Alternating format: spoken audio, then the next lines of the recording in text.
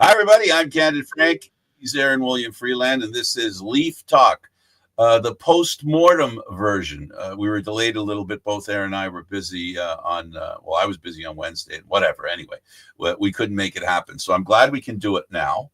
And, I don't think I'm glad we can do it now. We're doing it now. It's what we have to do. And so a lot of things have happened. I guess, Aaron, let's start with your script here, and let's talk about Mr. Riley and his downplaying the possibility that he could be wearing a different jersey next year. I figured, best to start with the easier stuff as opposed to jumping into the big items right away. But yeah, Morgan Riley obviously is facing questions about his future with the Toronto Maple Leafs. After the season that they had, and the fact that he's currently under contract until 2027, 2028 with a no movement clause at $7.5 million per. The questions are obviously out there as to his possible future, and if he'd be willing to waive that in order to assist the team. Now he is 31 years old, so he is getting a little bit longer in the tooth, but defensemen usually mature a little bit later. He's been in the league for 13 years now, since the age of 18 when he was drafted 5th overall in 2012. And he's been a mainstay on the Maple Leafs blue line since 2013-14. Over 873 regular season games, he's got 87 goals and 426 assists for 513 points, and another 47 points in 70 playoff games. So the question is, do the Leafs believe it's time to move off of this player, given the fact that he's been as consistent for them as he has? Or do they continue to gut it out with him? The advantage is his contract is cost controlled, and because it's in its last 3 to 4 years, it's a much better contract than it was when he initially signed it. So yeah, it depends who you are. It depends who you are. But he's been sort of downplaying it, just basically because it's tough to make a decision like that. He's just recently married. He and Tessa Virtue are still trying to, start a life for themselves in Toronto. So it's the third year of his 8-year contract. So he's basically saying, look, I want to be a Leaf as long as possible. Obviously his heart and soul is with this team. So, well, the question is,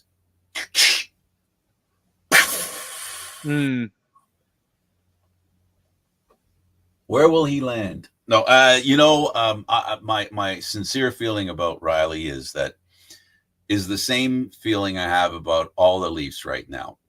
There's an opportunity here for the organization, even though they don't have the bullets in the chamber, them being draft picks, first overall draft picks for 3 years. And that was 3 I was trying to do. Yeah, 3. They don't have first round draft picks for 3 years, hands tied behind back. This might be a good time to basically take a step back, not necessarily not make the playoffs, but end up in a place where you go, you know what? We have less expectations and we have more new thinking. Because essentially, in my mind, Aaron, the problem with the Maple Leafs right now is the group that's there, the heart of the group that's there, has experienced the same thing over and over and over again. And we all know the definition of insanity. You can't keep trucking out the same thing because you're going to end up with the same result. So what we heard from the big boss at MLSE is, it was time for a new voice. And that new voice doesn't necessarily mean it's a voice that isn't with the organization now. In fact, he's elevating the coach and the GM at this point, saying, we're going to work with these guys, which makes sense only because they've been here a little while. And they know what they've been here longer than him. He's only been here 1 year. So to ask the CEO of MLSE to make a decision on whether he should or who should replace Shanahan, Yeah. it's too early for him to make that decision anyway. Now, he didn't close the door on that, which he shouldn't. Now, talking about, I've gotten off on a tangent, but I promised to stay within the Riley conversation. The Riley conversation goes into this. The Leafs are not hard pressed to sign defensemen right now, right? That's a fair statement, right? Oh, so yeah. There's a time that they could jettison a guy like Riley, whom has been established that he's a consistently good defenseman on the power play, right? Yeah. Now might be the time to do it, which I add Tavares in that. If you keep Tavares, you're saying to him, okay, you're part of our power play. Well, the power play in the playoffs was not that good, as we know. 2 out of 30, I think it was, 2 goals in 30 attempts. Yeah, it was pretty bad. It was terrible, right?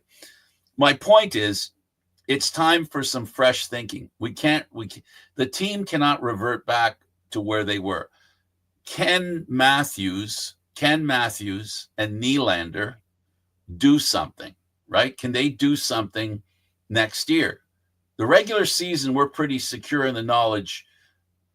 I think Matthews will do better next year if he's actually not in bad shape like he was this year, which he admitted he had an ongoing problem. Nylander, we know that he can do some stuff.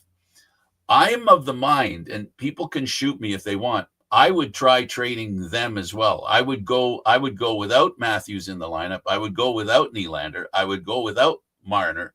But this is going to be crazy, but I would keep Tavares because I think they could get him for as little as $3 million.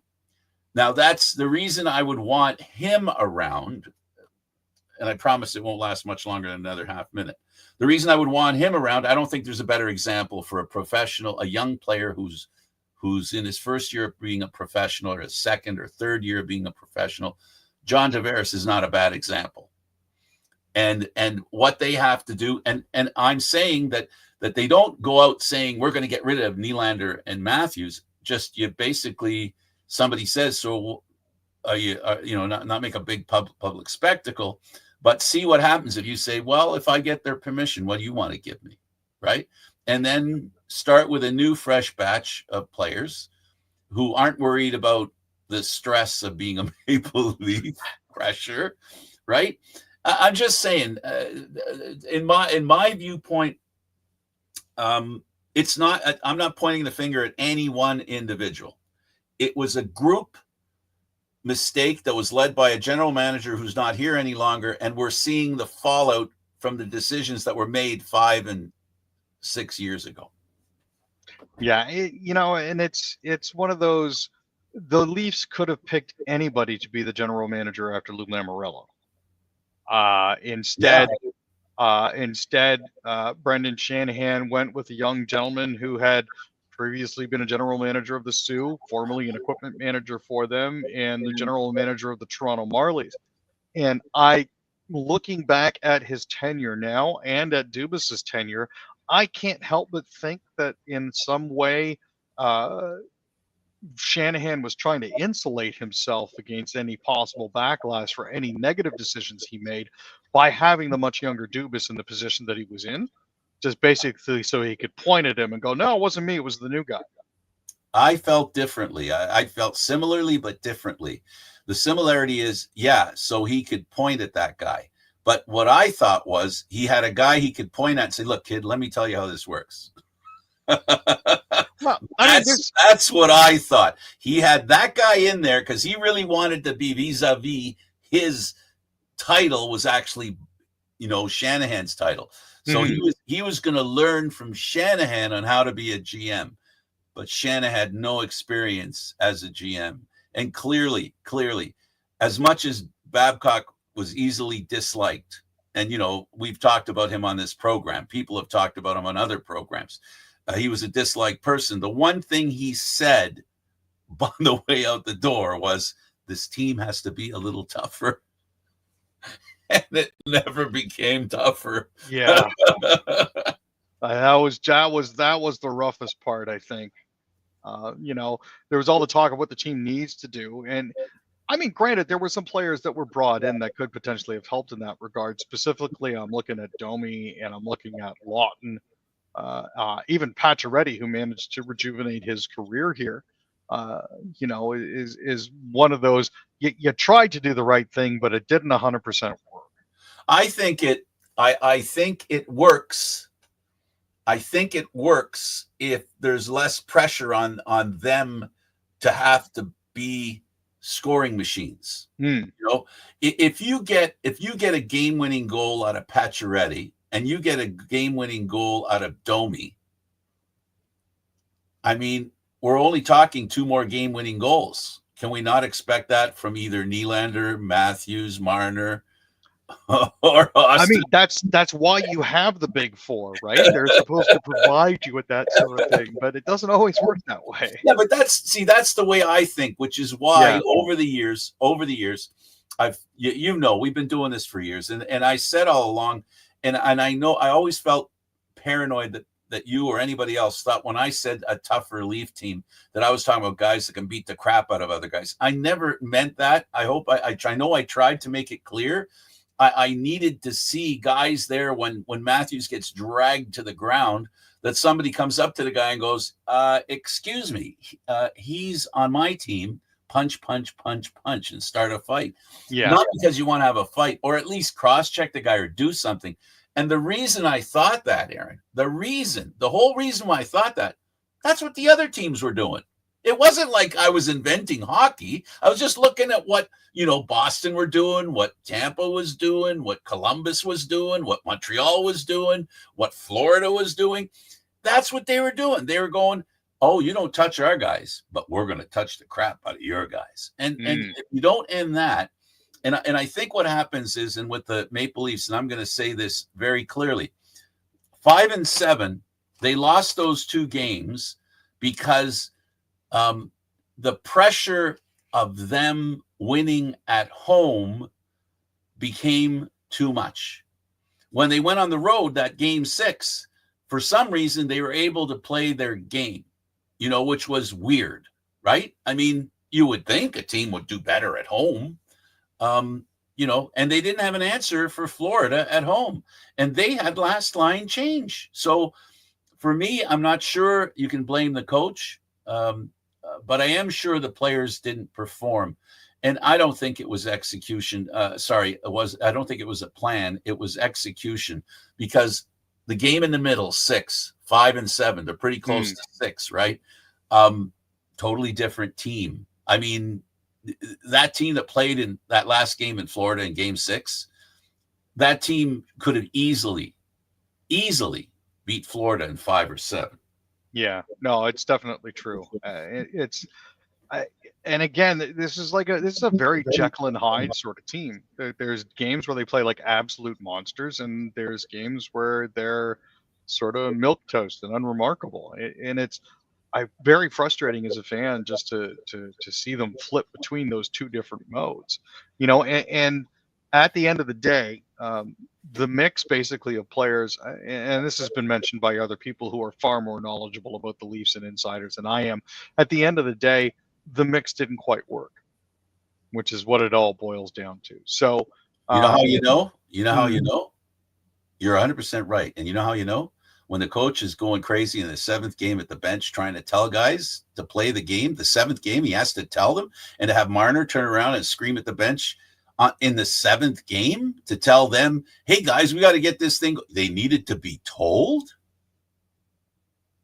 I mean, the good news is there's 1, 2, 3, 4, 5, 6, 7 guys coming off the books, 8 guys coming off the books if you include Yanni Hakanpää. So this is a chance for them to at least retool. They'll have an opportunity to do something with the option of getting 7 different forwards and freeing up about $26 million worth of salary. This is an opportunity for the Maple Leafs to try something a little bit different. Absolutely. Absolutely. And I do think that one thing that's been trending with the Maple Leafs and the players on the ice, they've been trending towards the kind of team Babcock wanted, the kind of team that I've wanted. It's been getting more and more deeper into that situation. And, Aaron, I was trying to understand how to phrase it today. It was important to me to try and figure out how to phrase it just because I was thinking. And I guess the way I can phrase it is this: they have to flip from being a team that needs to import a bottom six that's tough enough to make up for the top six that isn't. They need to have a top six that's mentally tough and physically self-supporting, and then have a supporting six below them. Essentially, that's what I see. It's the best way I can consolidate my thinking. No, and that does make sense. You know, they need to find a way to better support their top two lines. Is basically what it boils down to. But two lines that carry themselves. Like it never made sense that they had to trade for some toughness for the third and fourth line. I understand you roll the four lines, but you don't roll the four lines equal time. You know, there is a reason why you have a first and a second line. Those lines get more ice time. And if your toughness isn't in those two lines, you're not tough. And when the tough gets, when it's time to get going, the tough get going, and you know what happens to the other folks. They get run over or they get pushed out the way. But yeah, no, that's pretty much it. It's either you're the mosquito or you're either the bug or the windshield. You got to decide which one are you going to be, because you only got two choices: either you're a bug or you're the windshield. And the Leafs are starting to figure out, the organization has finally figured out that let's be the windshield. Yeah, it might be more fun to be the windshield than the bug. Absolutely.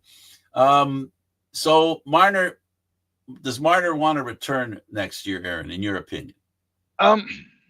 He's already made noises. He's making noises that he won't be here.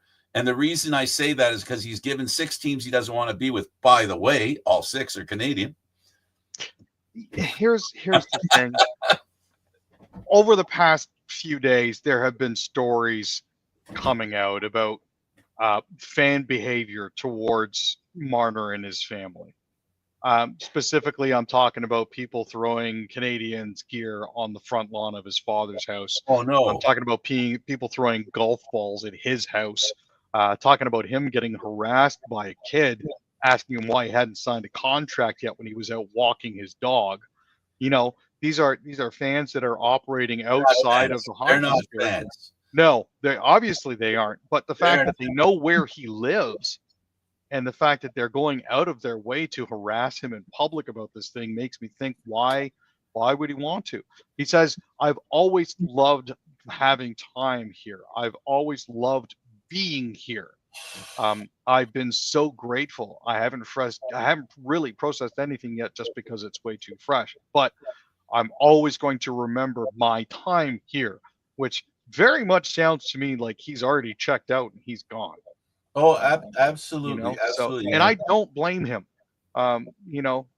Look, I'd like to argue with that point with you that it is. I would like to say it is partially his fault, but it's hard to blame the victim, because now we're talking about a situation where he's being victimized, right? Yeah, which ain't right. There's no excuse for that.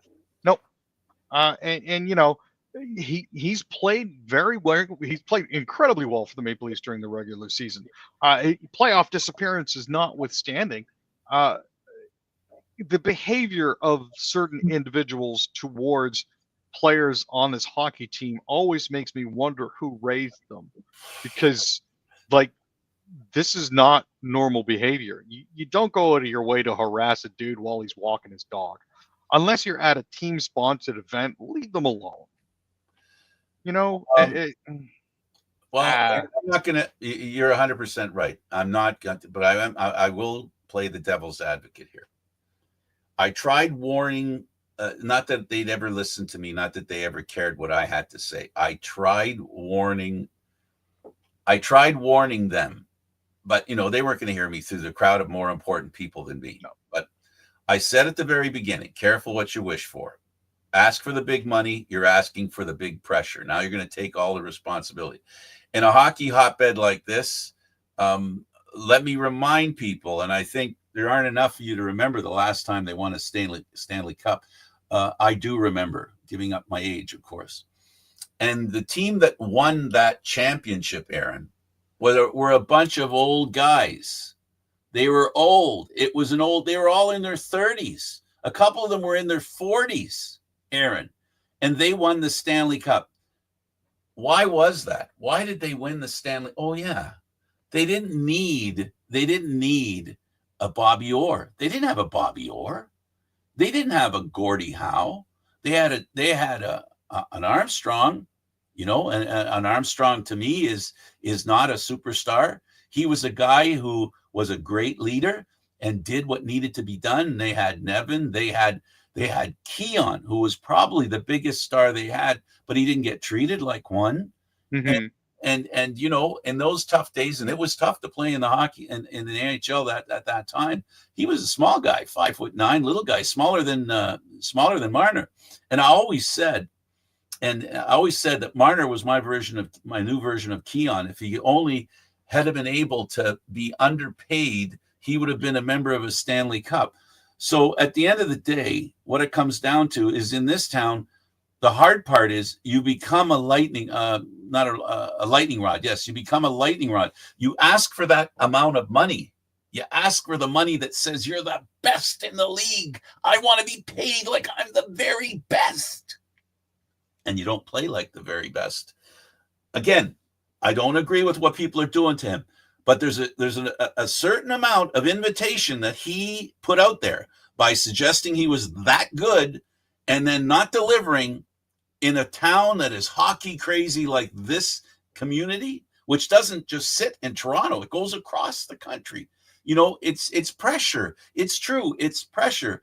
But like they said today, pressure is a privilege. But if you don't understand the privilege of pressure, what happens? Yep. It chews you up and it spits you out, because, you know, you're supposed to be able to respond to that sort of thing. You're supposed to be the professional to rise above. And when you set expectations in fans by demanding certain contracts and certain pay, unfortunately, they expect you to deliver. And if you can't deliver on that supposed promise, and again, this is something that always annoyed me about you know, contracts that get assigned to these individuals for you know, before they've actually earned it.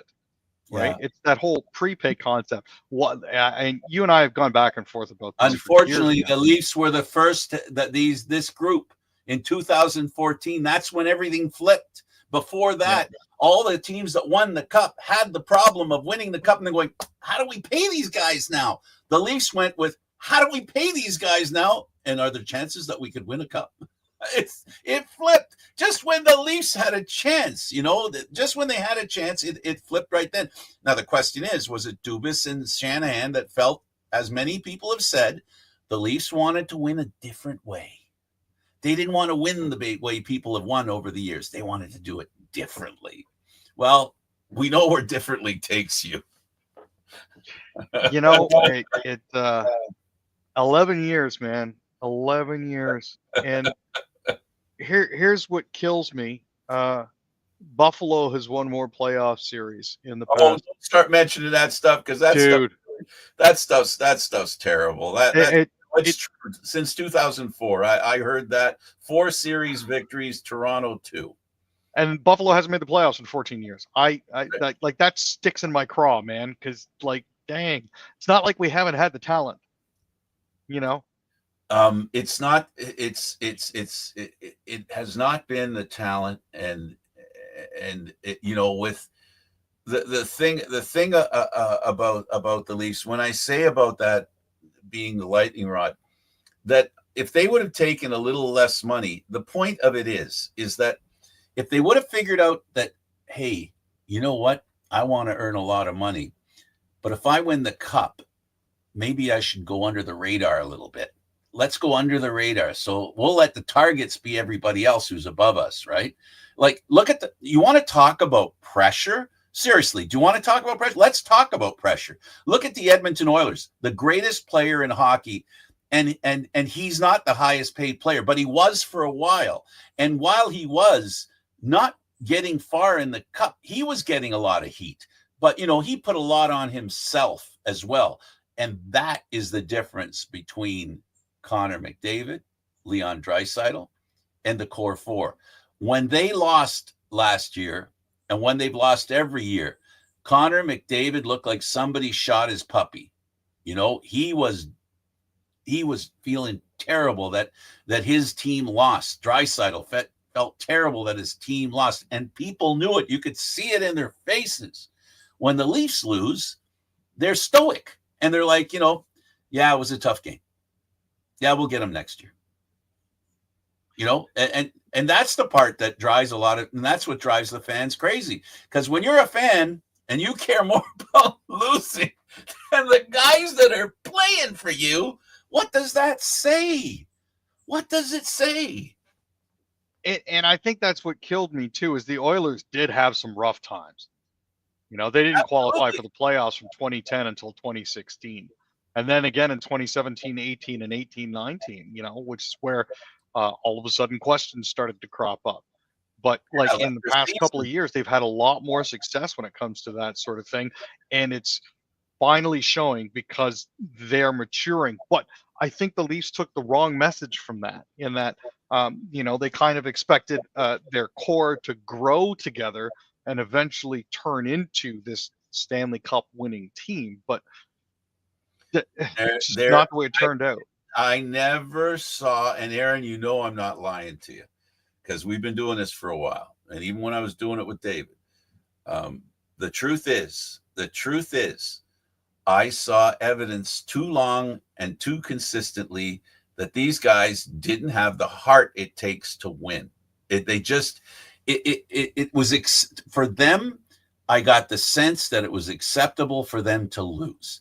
And the desperation to win was never there. When it came easy, they were fantastic. I mean, I don't think there's a better 4 players on any team when things come easy to the Toronto Maple Leafs. But as soon as the challenge started, then all of a sudden their effectiveness and their scoring started to grind down, and teams knew cheap shots would basically make them crazy, right? They just, they wouldn't play the way they can. So, what do the Leafs do moving forward, Aaron? We've got ourselves, we know now from that press conference today that Treliving has the support of the boss. Yep. And so does the coach. He doesn't have first round pick the next 3 years. But he hasn't had a lot of really good picks the past couple of years that he's been in charge.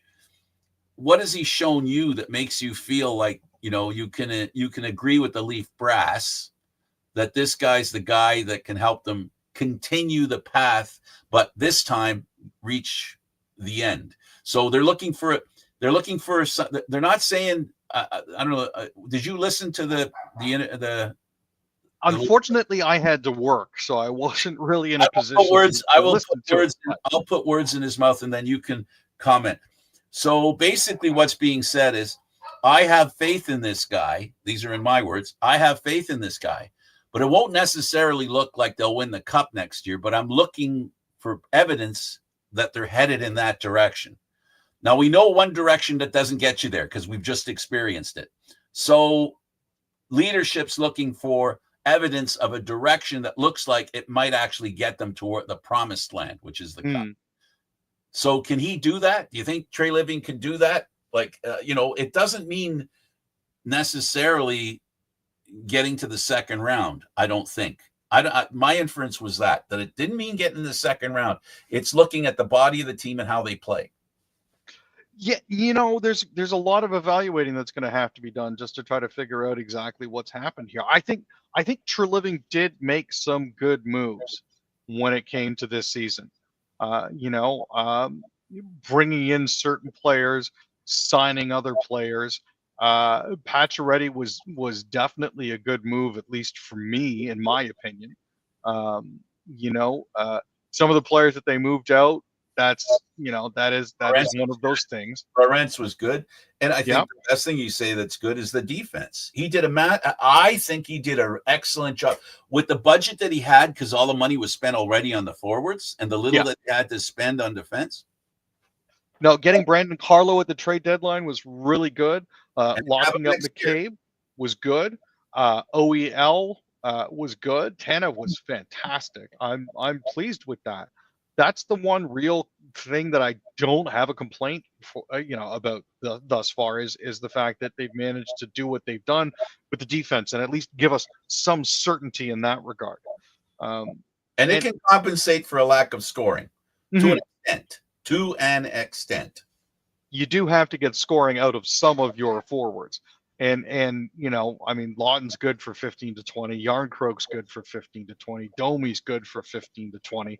Austin, I don't think is ever going to hit 70 again or even get remotely close, but that's fine. Nylander's good for 40, 45.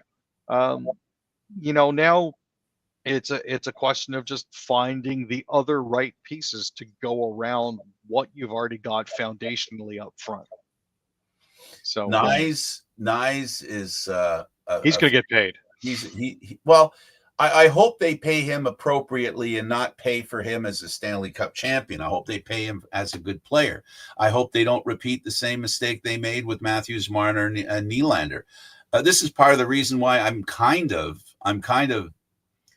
in the mood to see them trade the whole bunch of them and start fresh, because get rid of those contracts. And then for me, it's a mindset that the team didn't have. The team basically allowed the players to tell them what they were worth. And the team didn't have the chutzpah to say, you know what, like, for example, I really believe this. And you'll remember when they had the chance to trade Marner, I wanted them to trade Marner. And if you remember, the reason I told you was to send a message to the other players on the team that you get to decide where you play. You don't get to decide how much you play for. Yeah. And it's one of those things where a lot of the negotiating for these guys was done in the media, which I was not a fan of. Darren Ferris's threats to have his clients play overseas, the whole Darren Dreger disseminating information through the media about, oh, I've heard such and such and this and that. It doesn't help the team, and it doesn't help the players. Most importantly, it doesn't help the players, because you get all these unrealistic expectations for these guys when they say, well, he's supposed to be worth this. Cool. If we pay him that, is he going to play like that? And do you think at all that those four players think to themselves, and is there a moment maybe in front of the mirror, where the core four looks in the mirror and says to themselves, now at this point, at a point when they really don't know what's going to happen next, they don't know what the other shoe looks like, right?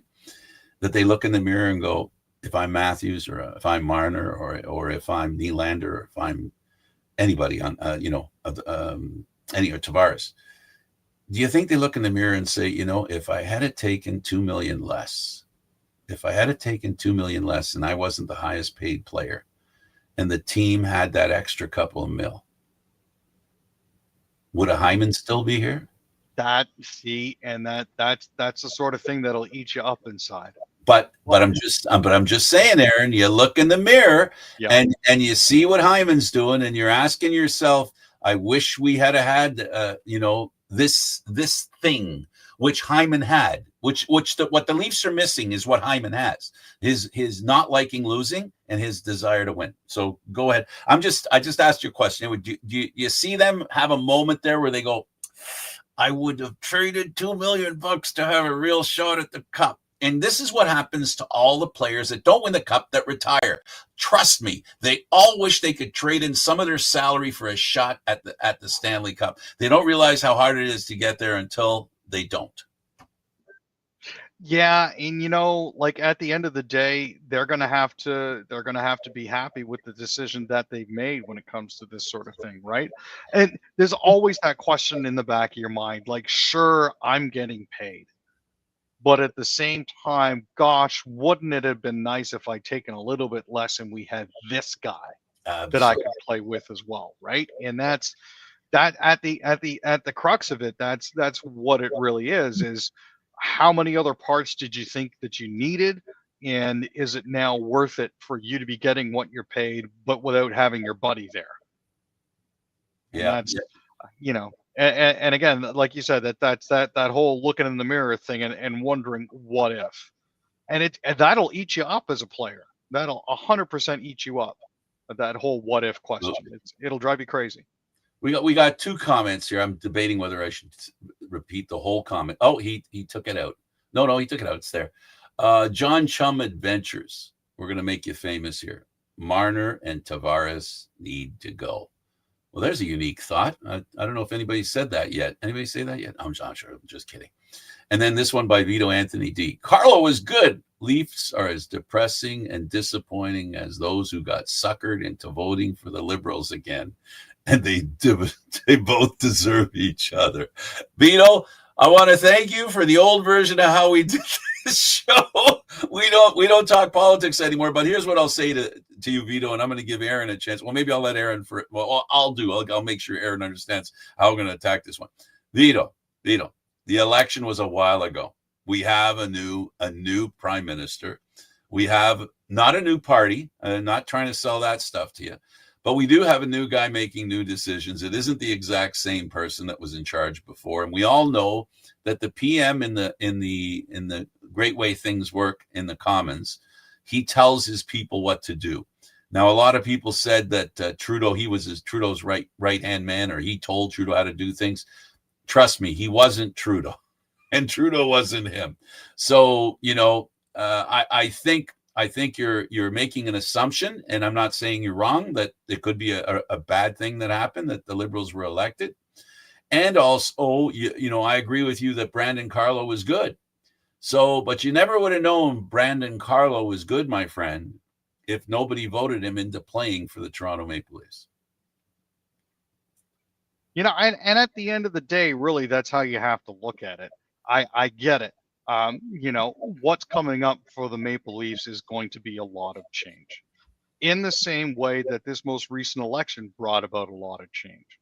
For example, we want Tavares gone and we want Marner gone. That's akin to Poilievre not winning a seat and akin to Jagmeet Singh losing his. Both were popular with certain groups of people, and both are now, unfortunately, on the outs. And you can carbon tax into that little equation too. Oh, sure. I'm pretty sure somehow, there's enough hot air going around out there that carbon tax is gone. But, at the end of the way that everything has worked out, people wanted change, and like the election, hopefully we'll see some change. I know that some people wanted a lot of change, but the Canadian people evidently decided they didn't want that much change, and we'll have to see how the team ownership, in particular Keith Kelly, now that he's not bringing in a president to replace Brendan Shanahan, we'll see if he's going to poke his nose into it as well. As for Kempal, Trade Matthews, and Nylander and Riley, the problem is, if you go to puckpedia.com, you're going to see this little thing beside all of their names that looks like a boat anchor. This means that they have no movement clauses. So what that's going to mean is, for Matthews and Nylander and Riley, they're going to have to find a place to trade those players where they'll accept it. For Matthews, it's a full no move. It cannot be traded, sent to the minors, or waived without player approval. Same thing goes for Nylander, and the same thing goes for Morgan Riley. So again, it's nice.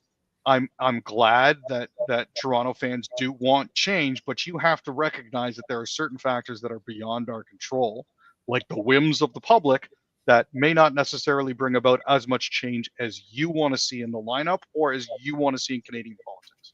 And I'll make not an assumption, but I'll open it to this. We don't know if Kempal Ramdin is a Leaf fan or not. So his suggestion, we don't know what that suggestion is based on. And we can talk the same about having these three guys. As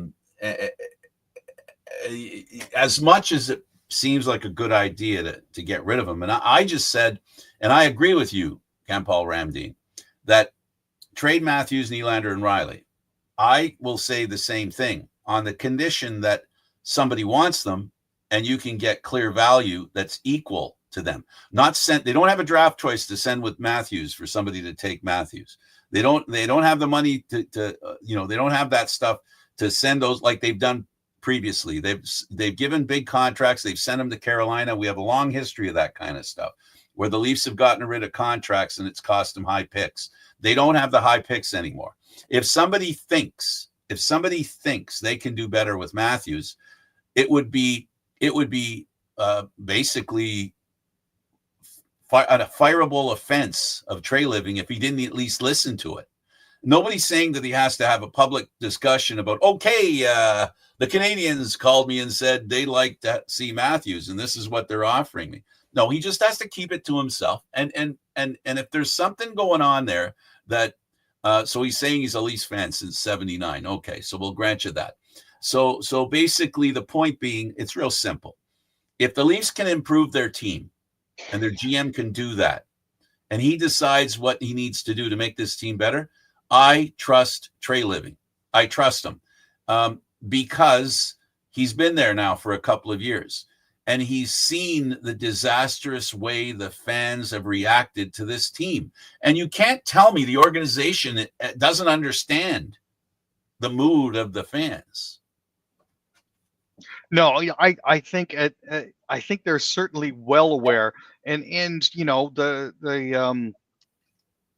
the social media platforms that people have keyed into for this sort of thing, and the amount of vitriol that I'm sure their social media managers absorb every single day from fans who think they know better, and in some cases may very well know better. I'm not discounting anybody's knowledge when it comes to that sort of thing.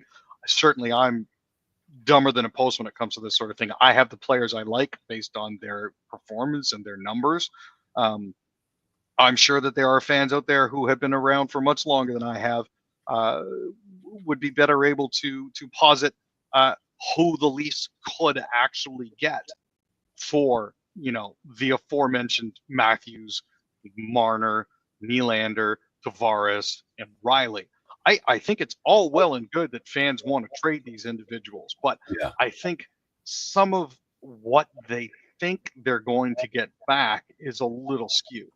Let's make the real dividing line here, to your point, Aaron, and to verbalize it. The issue here is you can let Marner go, but you get to keep the money that you would have paid him. So he ends up freeing up cap space. There's no guarantee that making a trade of Matthews or Nylander, or even he did say Riley, that you're not going to be able to at least get rid of their contracts and start fresh. When it comes to those kinds of players that are earning a lot of money, a lot of times you're going to have to add something to get rid of them. If that's what you're like, if nobody wants them and you're just trying to get rid of them, Ken Paul, you're not going to get a decent thing in return. That's what Aaron's saying, and I agree with him 100%. At the end of the day, and I think Aaron and I agree on this, is that if the general manager hears something that sounds interesting and you know, a team goes, you know, Matthews has gone through a lot of crap in Toronto, he probably will be better if he gets a change. You know, we've seen that happen a million times. There's a real good chance, and we've seen it in Leaf history. We've seen a lot of players that have left Toronto and they played really well when they go somewhere else. So if somebody knows that and gives the Leafs something in return that the Leafs think is worth that departure, the Leafs should do it. Because at the end of the day, I love this saying. It means a lot to me. A change is as good as a rest. And I think a lot of fans need a rest from this stress that's been brought on by the core four and their existence. You know, the stress from this core 4/core 5 is very akin to what was going on for a lot of Leafs fans with the Muskoka 5. Absolutely. Going back it is 13 to 12. This cycle repeats itself every 10 to 15 years. This is not anything new to longtime Leaf fans like Ken Paul and myself and yourself, Frank. We've all seen periods like this where they could have done something, but they managed to handcuff themselves because certain groups of individuals were popular, you know, and it just sort of works out that, you know, they've kind of hogtied themselves to this particular group, and it doesn't help in any way. You know, the thing of it is as well, and the thing that Paul is referring to is he wants a change. He wants to see something different because he believes what he's seen. And I'm reading India. I'm reading India there, Ken Paul. that you've seen enough of these guys. You'd like to see somebody else show us what they can do. Unfortunately, it's great if fans of teams were able to make the trades they want. There was the old saying, trading a rowboat for a destroyer. There aren't many trades where you can trade a rowboat for a destroyer, a battleship, whatever. There is the thing where, don't forget, there's another team involved in the equation, and they're not looking to do you any favors. We know that as well.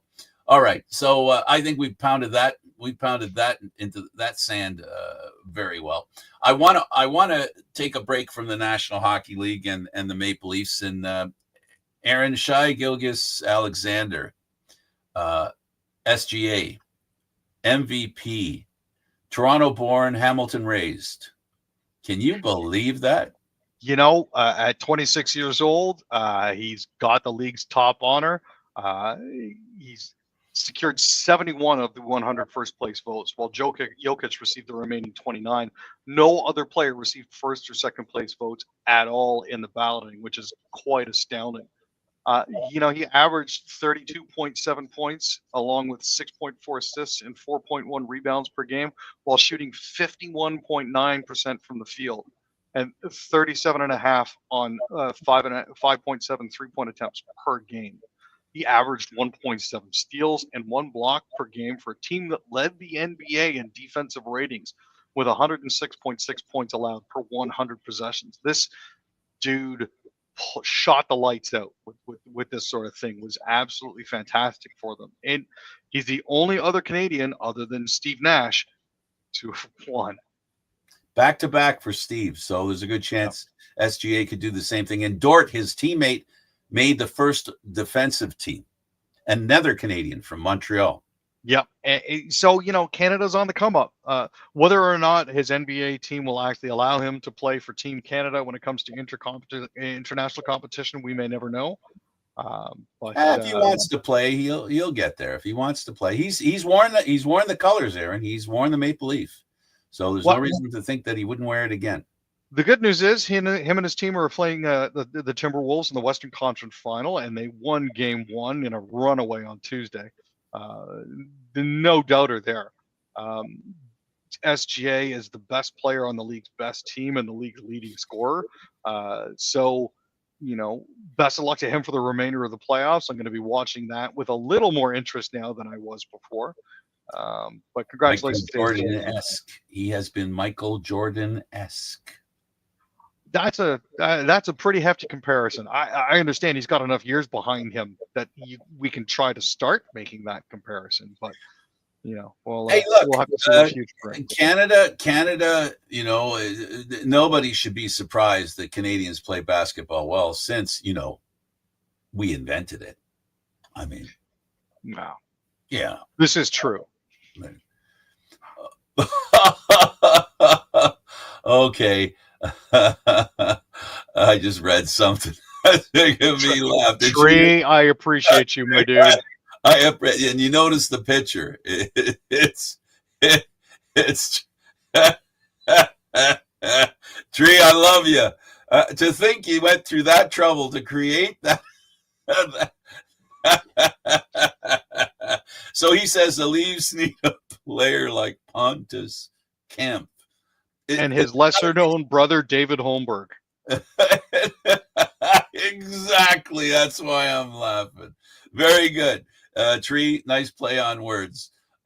David Kemp and Nylander went to Europe in Sweden and Denmark to play in that World Championship. Did you want to talk about the Canadian? No, I don't see it here. Oh, yeah, here it is. Yeah. No, it was Denmark stuns Canada. U.S. beats Finland. Am I reading that right? Yeah. Denmark stuns. Yeah. Am I reading that right? Yes, sir. You are. A quarter of the population of Canada beat Canada. Is that what happened? Yeah. I watched the first 2 periods, and I said, I'm not watching anymore. I saw it coming. I'm going, here comes Switzerland again. You know what? They outshot Denmark 30-11 in the first 2 periods. But could not beat Decal, who made 39 saves in all. Only they had a couple of goal scorers on that team. You mean like McKinnon, Crosby? Oh, I thought the Leafs were eliminated. I saw the Maple Leaf and got fooled. Here's the really cool part. Nikolai Ehlers actually scored through traffic to tie it with 2:17 remaining. So there's one of the benefits of having the Jets out. And then Nick Olesen scored with 49 seconds left. And I watched Canada pull the goalie, and they were absolutely buzzing. But at the end of the day, they just couldn't solve them. Look, the Crosby feed to Travis Sanheim was a thing of beauty. It absolutely was. But nothing quite beats putting your nose to the grindstone the way that Denmark did. And you know what? You're right, Frank. After watching the first two periods, it was like, oh, I can see this coming. Yeah, no, like, I could. Honestly, I'm not saying that. I'm not BSing anybody. I sat there and I'm going, I've seen this show before. I don't like it. I don't want to see this again. I've seen it too many times. But you know what? It's a world championship. It's players. And let's be clear about something. No offense to those great players that came from the National Hockey League, starting with Crosby. It wasn't. This is one of the things. The want to has to be 100%. Doesn't matter how good you are. Players that aren't as good, who work harder than you, there's a good chance they'll beat you. And that's what I watched in that game. And I'm going, Canada's not taking the extra step. Canada's not making the extra move. Canada's not acting quickly, not passing quickly, not shooting quickly. I'm just giving you a summary of why I said, you know what, I can't watch this anymore. And I just went, nope. And then I forgot all about it. You know, I thought maybe I just take a little sneak back, like, you know, like you're looking through. Okay, let's see what's going on. I didn't even do that. The next morning I woke up and it's Canada eliminated by Denmark. I went, I knew it was going to happen. And by new, I mean, I was worried it was going to happen because I didn't know it was going to happen. But I was worried this is going to happen again. This is Switzerland all again and Canada. And this after the Leafs get eliminated. Oh, my God. Makes you feel kind of down a little bit. Depressing, really. Hey, you know what, though?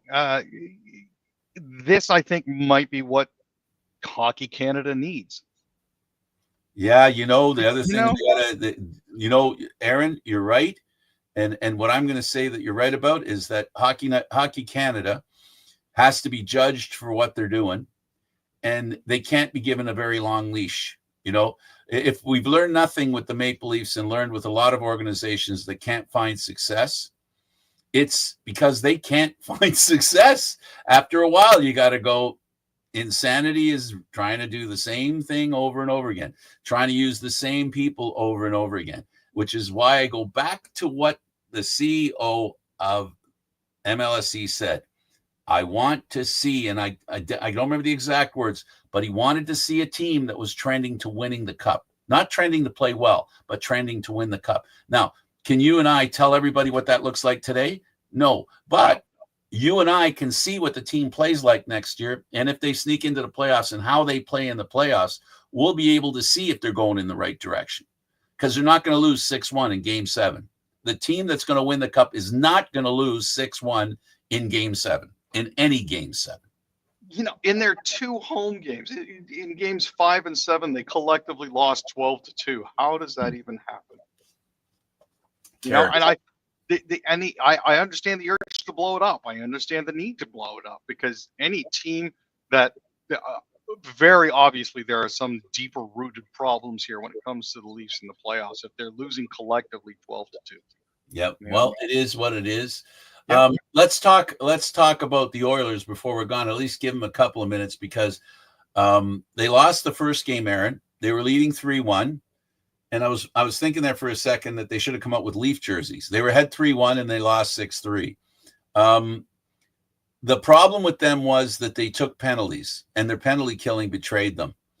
Aaron, can they square away their penalty killing? Because last year they killed penalties at a rate of 98%. Yeah, you know, you said you wanted to give them a couple of minutes. The referees obviously did. 3 power play goals in 5:26 in the third period, and any team, I don't care who you are, any team that gets scored on like that is just not gonna end well. It's not going to end well for them. They they were undisciplined is what it really boils down to. They were very undisciplined, and Dallas took advantage of that. At the end of the day, if you're going to be trying to play in this league, you can't take hooking and high sticking and penalties like that. It's not going to work. There was a Corey penalty for high sticking in the third period. There was an Evander Kane penalty for high sticking in the third period. And then there were obviously the dumb stuff at the end of the game with Labushkin, Bissell, Beck, Stecker, Podkolzin, and, of course, Corey Perry right at the 20-minute mark. But the fact that they managed to sewer themselves that completely by taking the penalties that they did, because let's be honest, hooking and high sticking, man, those are lazy penalties that are easy to avoid. Let me short form everything you said there and put it into this tiny little message. The more time you're penalty killing, the less time Draisaitl and McDavid are on the ice. How does that work for you? Yep, that sounds about right.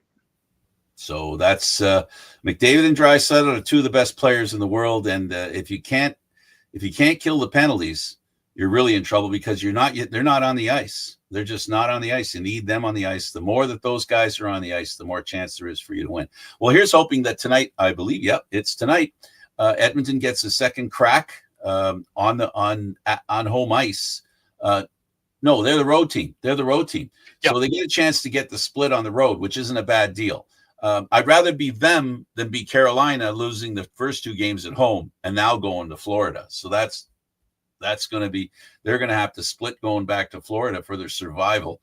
And so let's hope that Edmonton does that. I'm pulling for the last Canadian team in the National Hockey League in the playoffs for the Stanley Cup. And I couldn't think of the Toronto connections there, folks. For you Toronto fans, he's from Toronto, the best player in the world, plays for Edmonton, but he's a Toronto kid. The good news is if they win, we can all watch them celebrate, and the Stanley Cup comes to Canada again. If they lose, we might have McDavid in Toronto playing a Leaf uniform because he might want to try something different. He might want to try something different too. So this is terrible. Sorry, Edmonton fans. I apologize. Aaron, last word to you, dude. I just hope both teams have fun. I know that Shanahan and Macaulay did not make things easy for the Edmonton Oilers. But at the same time, to quote the immortal Jim Carrey, stop breaking the law, a-holes. Stay out of the box. You'll be in a much better position at the end of the day. Yeah, let Draisaitl and McDavid get on the ice. And a quick mention on the Blue Jays. They swept the San Diego Padres. They are over 500. They haven't been over 500 in over a month. Good for them. The Jays are looking good too right now. Well, when you're playing horrible teams, you better look good. Oh, sorry. Did I say that? I didn't mean to say that out loud.